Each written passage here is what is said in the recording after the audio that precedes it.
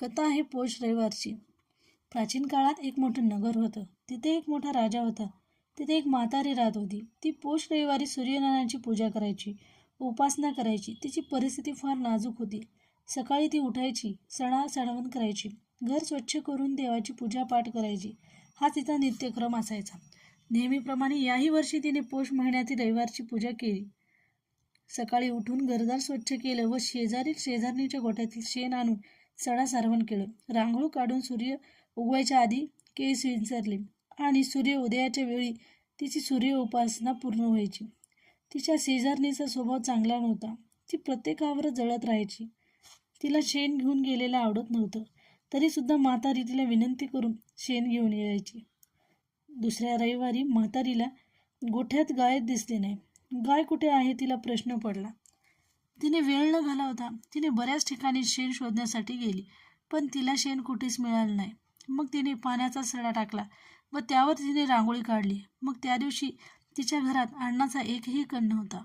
म्हणून तिने सूर्यनारायणालाही नैवेद्य दाखवला नाही व स्वतःही उपाशीच राहिले. दिवसभर उपासमारीने तिला लवकरच झोप लागली. या म्हातारीची सूर्यनारायणाला दया आली आणि ते तिच्या स्वप्नात येऊन तिला असे म्हणाले, माता, मी तुझ्यावर प्रसन्न झालो आहे.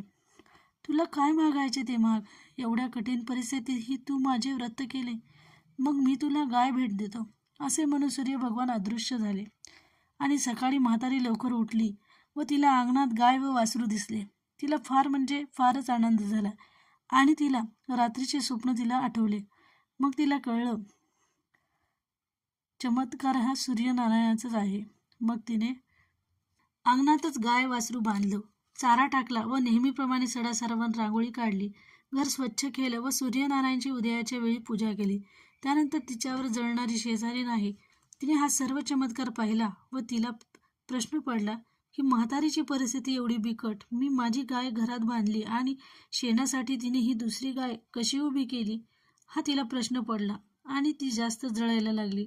थोड्या दिवसात म्हातारीची परिस्थिती ही सूर्यदेवाच्या कृपेने हळूहळू बदलत गेली. पुन्हा शेजारणीला प्रश्न पडला, हिची परिस्थिती सुद्धा चांगली सुधारत आहे, म्हणजे नक्कीच या गायीमध्येच काहीतरी चमत्कार आहे. सकाळी लवकर उठून हे पाहिलंच पाहिजे. दुसऱ्या दिवशी म्हातारीच्या अगोदर उठून ती शेजारी त्या म्हातारीच्या गायीकडे गेली. त्या गायीजवळ तिला काय सोन्याचं शेण दिसलं. तिने ते शेण पटकन उचलून आपल्या घरात नेलं. आता हा तिचा प्रश्न सुटला होता. आता तिला कळून गेलं की शेणामुळेच म्हातारीची परिस्थिती सुधारली असेल. पण असं नव्हतं. म्हातारीला हे सोन्याचं शेण कधी मिळालंच नव्हतं. सूर्यनारायणाच्या कृपेने तिची परिस्थिती आपोआप सुधारली होती. शेजारणीनं मनाला असं ठरवलं की आपलं शेण त्या ठिकाणी ठेवायचं आणि ते सोन्याचं शेण आपल्या घरी आणायचं. असं ती रोजच तसं करायची. म्हातारीला हे काहीच माहीत नव्हतं. सूर्यनारायण हे पाहतच होते, पण वेळ आल्यावर शेजारणीला शिक्षा होणारच. एके दिवशी पहाटे सूर्यनारायणाचे किरण त्या शेणावर पडले व त्या किरणांमुळे जो तेजस्वी प्रकाश आहे तो घरात पसरला, अंगणभर पसरला व म्हातारणीला पटकन जाग आली. बापरे, एवढ्या लवकर सूर्यनारायणाचा प्रकाश कसा काय पडला? आणि ती लवकर उठली आणि अंगणात पाहते तर काय, तिला दिसलं सोन्याचं शेण. तिला लगेचच कळलं, ही सर्व लीला ही सूर्यनारायण देवाचीच आहे. या व्रताचं फळ त्यांनी मला दिलं आहे. तिनं ते सोन्याचं शेण उचललं आणि आपल्या घरात नेलं आणि त्या दिवसापासून गाय घरात बांधायला सुरुवात केली. त्यानंतर थोड्याच दिवसांनी ती खूप श्रीमंत झाली. सर्व प्रकार पाहून शेजारी जास्त जळायला सुरुवात झाली. ती खूप अहंकारी बनली, रागीट बनली आणि तिने नवऱ्याला सांगितलं, लवकरात लवकर जा व राजाला सांगा की या म्हातारीची गाय सोन्याचं शेण देते. ही बातमी नवऱ्याने राजापर्यंत पोहोचवली. राजाने लगेचच आदेश दिला, सेनापतीने जा ती म्हातारीची गाय आपल्या महालामध्ये आणून ठेवा. सेनापती त्या म्हातारीकडे गेले आणि म्हातारीला विचारलं, ही गाय मला पाहिजे. म्हातारी म्हणाली, ही गाय माझा प्रसाद आहे, तो मला सूर्यनारायणाने दिला आहे, तुम्ही परत जा. पण सेनापतीने काहीच ऐकलं नाही. ती गाय राजाकडे घेऊन गेली. त्या दिवसापासून म्हातारीने अन्नपाणी सोडलं होतं. दिवस रात्र ती दुःखी कष्टी होती. दिवस रात्र ती सूर्यनारायणाचे जप करत होती. सूर्यनारायण हे राजाच्या स्वप्नात गेले आणि जाऊन म्हणाले, हे राजन, त्या म्हातारीची गाय तिला परत करा, नाहीतर तुमच्यावर संकटाचा पाऊस पडेल. असे बोलून सूर्यदेव अदृश्य झाले. घाबरून राजा पटकन उठला व सेनापतीला आदेश दिला, म्हातारीची गाय तिला परत करा.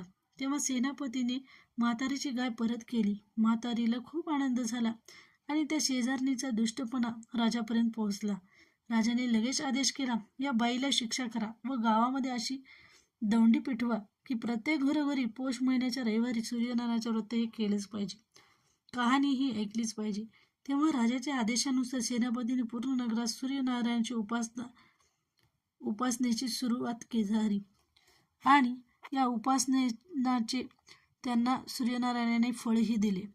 पूर्ण नगरामध्ये आनंद झाला. सर्व घरे सुख संपत्ती धनसंपत्तीने नांदू लागली. अशा प्रकारे या व्रताची खरी सांगता झाली. जशी सूर्यनारायण म्हातारी व राजाला प्रसन्न झाले व पूर्ण त्या नगराला त्यांनी फळ दिले, तसे तुम्हा आम्हालाही फळ द्यावे ही सूर्यनारायण चरणी प्रार्थना.